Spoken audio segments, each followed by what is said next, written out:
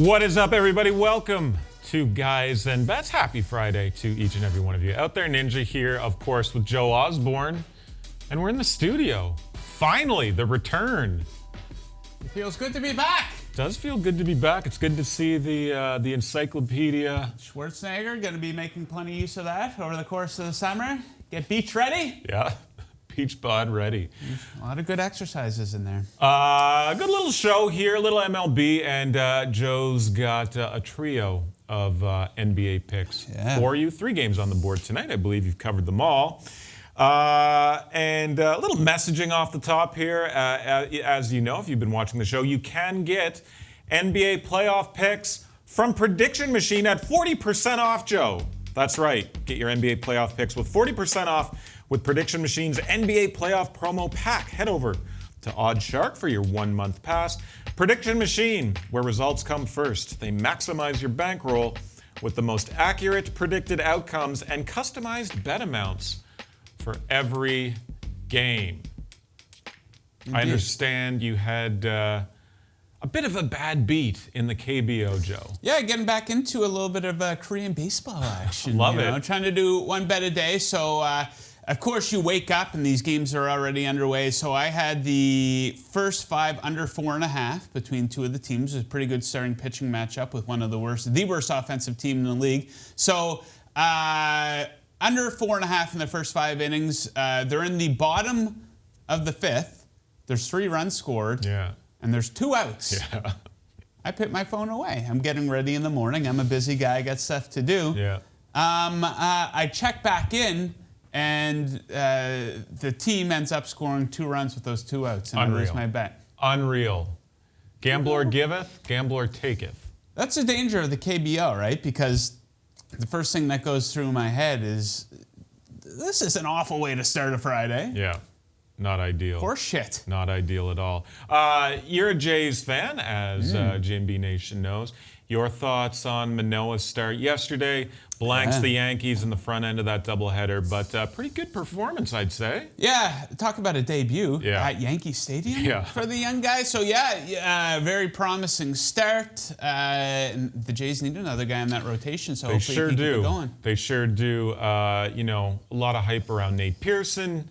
Not exactly, I don't know, man, but Manoah, a little bit of hope there for the Jays rotation, and we'll talk a little baseball here momentarily. But Joe, get us started here. You'll get a doubleheader here with player props in the NBA. Start with the Clippers and the Mavs. What do you got? Yeah, we've been playing this one throughout the series, and we're not going to stop because there's no reason to. Luka Legend, his point total, 29.5. I got the over. Here's why I like this bet. His career in the playoffs has been brief, but make no mistake about it, this man is a big game player. It's been just 8 games, and they've all come against the Clippers. But he's averaging 32 points in those playoff matchups. He's also dominating the Paper Clips in the regular season, where he's had some big games against them. He had a 42-point game against them back in March, along with a 36-point game against them last season. And with 24 shot attempts in Game 1 and 29 in Game 2, this isn't the time to take the foot off the gas. Look for the high shot volume and limited rest for Luka to continue as Dallas attempts to get one step closer to putting LA out of its misery. Playoff P. Playoff P. Remember, he called himself Playoff P? He's been a disaster in the playoffs ever since. I got to look at his point total. That might be worth fading. And you can't give yourself a nickname. Come on. He continues to embarrass himself. He should just get fined and not do these post-game interviews because they interviewed him after the game or whatever, where they go down 0-2. They lose both games as a favorite at home. Now they're going to Dallas, big favorite in the series, right? Yeah. He's like, no, there's no pressure. Just trying to play it cool. Yeah. It's just like when he was on OKC and Damian Lillard hit that shot to put them away, that deep 3. Yeah. And his excuse was it was a bad shot. It went in, dude. It went in. One of the great shots of recent NBA playoff history. And I'm telling you now, Kawhi is opting out, and he will be signing with the Los Angeles Lakers. Yeah, you talked about this the other day. He's not going to a different market because he bought that ridiculous mansion in Los Angeles. Yeah. And I can foresee something. This isn't my pick, but if the Brooklyn Nets go on to win the NBA Finals, then he's going to be looking to team up elsewhere because they got that big three there. So he's going to want a true big three. Playoff P is no member of any big three. Over in the East, the Nets and the Celtics. Brooklyn up 2-0. Celtics 8-point home dogs tonight, but you're looking player prop here as well. What do you got? Yeah, it looks like an obvious one. I don't care how obvious it is as long as it pays out. I like Kevin Durant to go over his 27.5 point total. Here is why.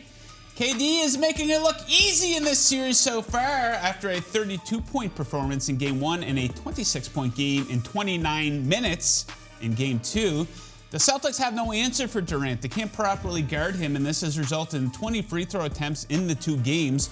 Boston closed out the regular season, allowing more free throw attempts than any other team over the last 10 games, so don't be surprised to see this pattern continue. And big players make big plays in big games. Durant is built for the playoffs, and his scoring resume proves that.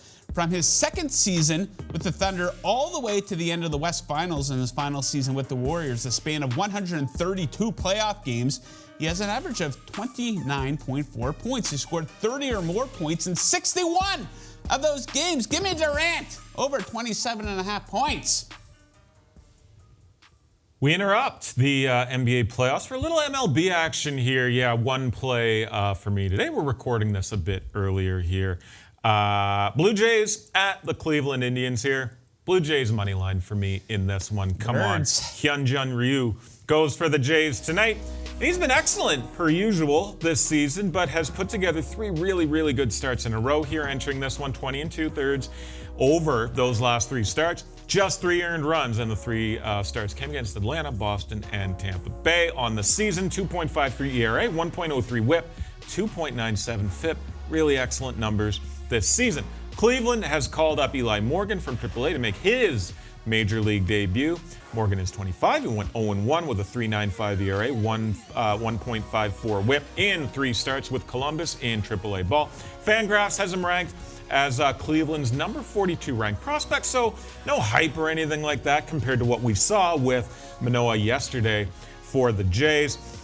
And Morgan gets the, quote, pleasure of going against a really, really good Jays lineup. Toronto 6th in OPS, 6th in WRC+, 7th in WOBA, and up and down the lineup, just great bats. Of course, you got Vladdy, but then you got Marcus Semien, who's having a great season, Bo Bichette, Teoscar, Randall Grichuk.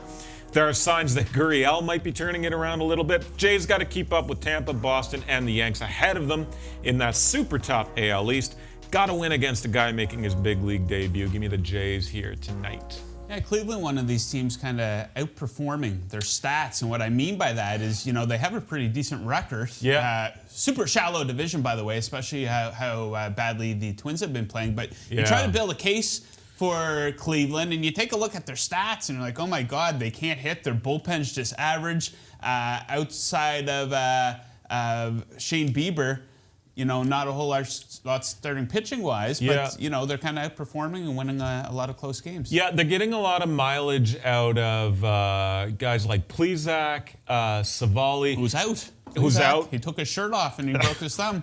That's happened to all of us, to be fair. Karinchak out of the bullpen, really good. But yeah, beyond that, you know, just sort of, you know, a decent pen, but not dynamite by any stretch. Yeah, Franmil Reyes is out of the lineup as well, so a bit thin offensively. Truly. They've still got Ramirez, a couple other bats. But yeah, man, really a team that, like you said, outperforms sort of what they have on paper. Indeed. And yeah, that division is kind of trash, especially, like you said, with the Twins underperforming. Yeah, the Royals got off to a decent start. Great start, sure. That was a mirage. Yeah, big time. White Sox good, of course. How they are winning with their injury concerns up and down that lineup is crazy, but they keep doing it. Won again last night. A lot of injuries. The boys got to get back on the HGH, and you know, there wasn't as much injuries during that era. Yeah, peak injury era in baseball. But let's get back to the NBA. Knicks, Hawks, like series of the playoffs so far. This one, I would say so. You know, a lot of that has to do with MSG. Yeah. And listen, I get it, but the Knicks fan base is becoming one of the most insufferable fan bases in all of sports. It's been the series has been going on since Sunday. Yeah. And I get it. your team hasn't done anything in a while, but I am a Knicks betting fan because, as you know, I was on the Knicks first half bet for a lot of the season. Long, playing basically. some different. We had a good run with R.J. Barrett point totals as well. But yeah, very insufferable fan base. Yeah, and we don't need to get off on a tangent here, but spitting at Trae Young, things of that nature, just crazy. Like, come on, what are we doing? Not very classy. What are we doing? Hey, listen, though.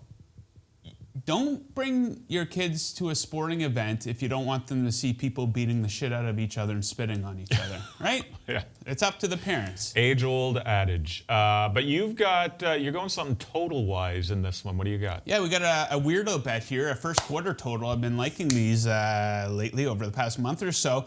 First quarter total for Knicks Hawks tonight set at 54. And I like the under. Here's why I like this bet. It's been a slow start offensively in the series so far with totals of just 40 and 47 in the first quarter of the first two games. The Knicks have been especially brutal in the first Q with an EFG percentage of just 28.6. The Hawks, meanwhile, are struggling in two key areas on the offensive end in the series. They're shooting just 30.8% from three, which is 14th out of the 16 remaining teams, and are averaging 39 points in the paint, which is 15th among the remaining teams. And this is a carryover spot from the regular season, as the Knicks were the fourth best first Q under team in the NBA. Even in their final 10 games of the regular season, their first quarter saw an average of just 51.7 points. Give me the first quarter under between the Knicks and the Hawks. Yeah!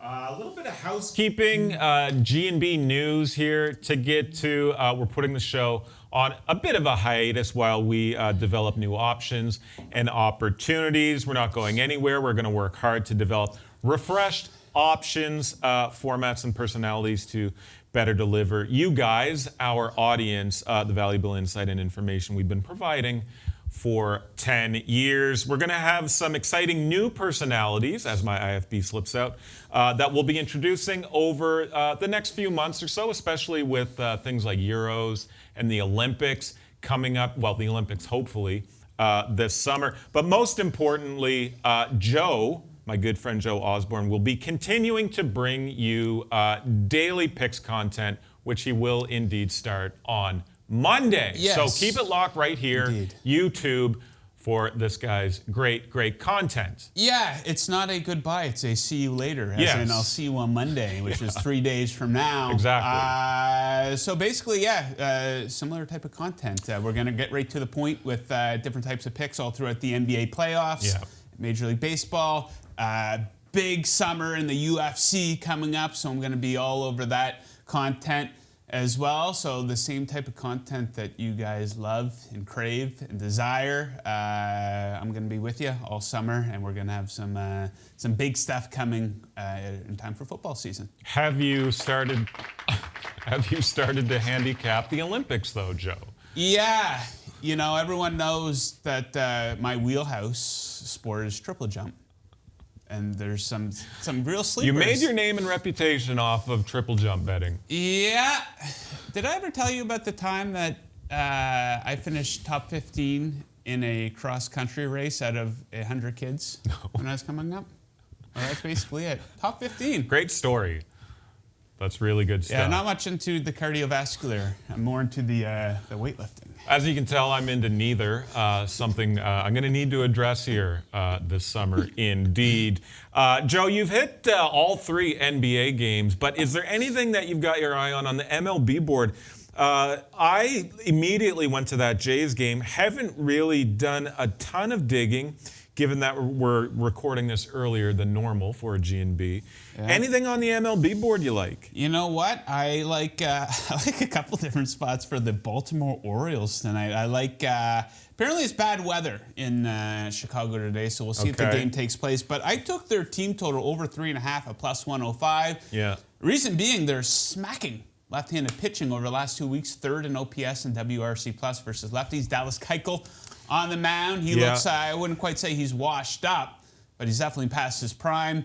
The opponent has scored 4 or more in 4 of his last 5 starts. He hasn't been so good at home. So I do like that, and I'm waiting for a strikeout total to come too. I'm hoping it's going to be at a 5.5. I'd even take a 4.5. Take the under on that. Baltimore, one of the lowest strikeout percentages and highest walk percentages versus lefties. Keuchel, not really a strikeout pitcher. Yeah. So I will look to fade that. I've been loving the strikeout total unders. Yeah, you hit one these. yesterday, I saw. Who was it?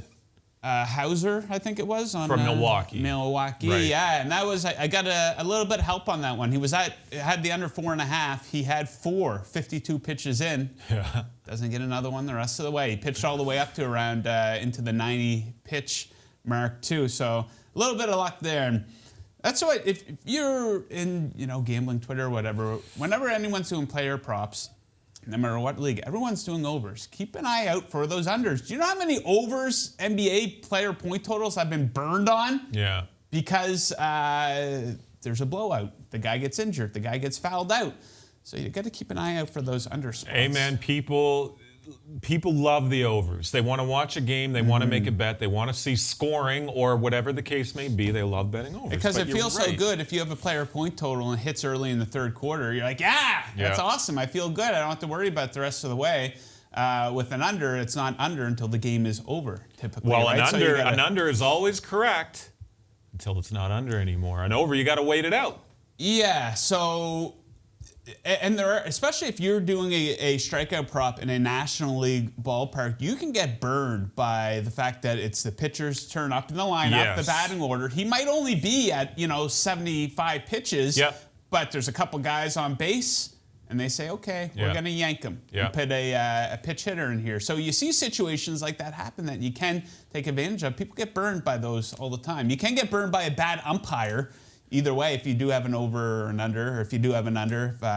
But yeah, you opened to the under on these. I kind of like, this is going to be crazy, but I kind of like the Colorado Rockies today at the Pittsburgh Pirates. You actually invited me over to your place to watch this game tonight, Rockies Pirates. I know it's big on your calendar. I had to politely decline. But John Gray, Mitch Keller, Rockies terrible team, but even worse on the road. But Yeah. I kind of like this spot for the Rockies. Yeah, I'm having, we're breaking COVID restrictions, no mask required, no social distancing. I'm actually putting the seats closer together for the big Rockies Pirates game. Yeah. If anyone's interested, hit me up. Yeah, I kind of like that. I kind of like I'm a huge Marlins guy, but I like the Marlins at the Red Sox. Poteet, another of these He's looking good. young Marlins arms, plus 145. Perez at is pitching good, Fenway. though. Martin Perez, he's very good also, yeah. But I just like a little bit of value there on Miami potentially. Then you've got, speaking of the AL Central, it's the Royals at the Twinkies today. Dobnak and Bubik. I don't know about that one. Tough, No, thank you. Tough look on that one. No, thank you. I know you're not a huge hockey guy, but anything on the NHL board got man. your eye? No, not No? at all. Nothing? We talked about this the other day. I was a bit of a fair weather fan this season. I'm a Yeah. big Penguins fan, and I don't know if I watched a full Penguins game all season, but I jumped right back on the bandwagon at the tail end of the season when they start to heat up. So hopes were pretty high going into the playoffs, and they just didn't deliver. I think that they outplayed the Islanders in 4 of those games, but just the Jarry play at the end of Game 5, and then there was a 3-minute stretch in Game 6 in the second period where the Islanders scored 3 goals. It sucked. Yeah. I was loving being back in the hockey, watching every second of every game. So, no, nothing. I expect the Leafs to close out Montreal here Yeah. on Sunday. Not a whole lot of value there. But no, nothing has caught my eye on tonight's NHL board. sadly. Champions League final tomorrow, Saturday. We watched Villarreal lift the Europa League trophy against Man United. That was amazing. Great upset there. I don't know if I potentially see one here. Man City minus 115, Chelsea plus 340, draw plus 245 in the three-way money line there. Total is 2.5. The over. Even money. I guess I kind of like City. Let me know in the comments section below if you've got any action on this or are thinking about betting it. I'd love to hear your thoughts on this one. Tough game. Chelsea's been good. But Man City, I don't know, man, just a cut above the rest, I would say, in that one. But there you go. Whatever you fine folks do with your bets, best of luck tonight and through the weekend. Again, bit of a hiatus for G&B moving forward, but keep it locked here on OddsShark on YouTube because Joe will be giving you everything you need and everything you want with daily content there. Have a great weekend, folks, and yeah, just keep it locked for Joe moving forward. There you go. Time for lunch!